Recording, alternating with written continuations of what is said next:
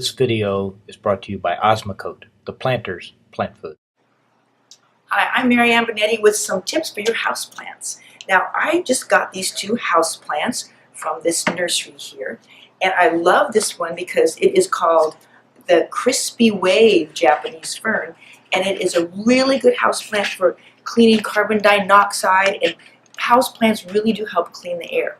So, when you bring home a new houseplant, the first thing that I do is I take my slow-release plant food, this is Osmocote, and these houseplants don't need repotting. How do I know? I don't see any roots coming out of the bottom drainage holes.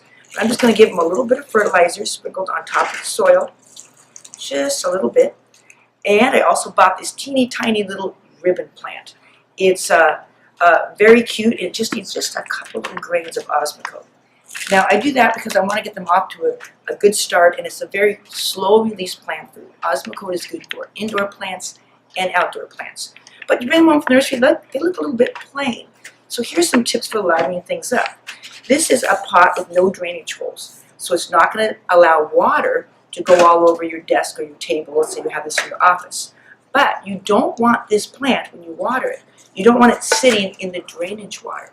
So the tip is you take something like an upside down plastic pot, put that in the center of the pot with no drainage holes, and you simply set your plastic pot on top of it.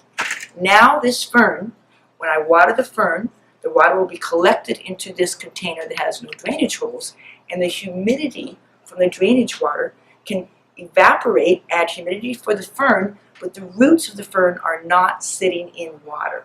You never want any houseplant to be sitting in its own drainage water. So let's see how I can do another little trick for you. So this is that tiny little ribbon plant. It's very, very small, so it's going to dry out quickly. And when I see that the tip of the leaf is brown like that, that brown tip is either from the plant dried out at one point in time or got too much fertilizer. Too much fertilizer, or tip burn, happens when you use maybe a liquid plant food that's very strong, and all the fertilizer just gets shot right to the very tip of the plant and it burns. So that's why I'm using a slow release plant food. So if I set this into a pot that collects the drainage water, it's going to be one that I'm going to make sure it doesn't stay in there too long. It's maybe going to be on a bed of pebbles. But I want to kind of try and cover up that pot and soil. So you could use marbles, you could use wine corks, you can use bark chips. I'm using plastic lemons to make like a little colorful mulch. I think the lemons look great with the blue pot. And then, because I want to know the name of this plant, but I don't want to see this tag, I'm simply going to take the plant name off the stake and slide it down the side.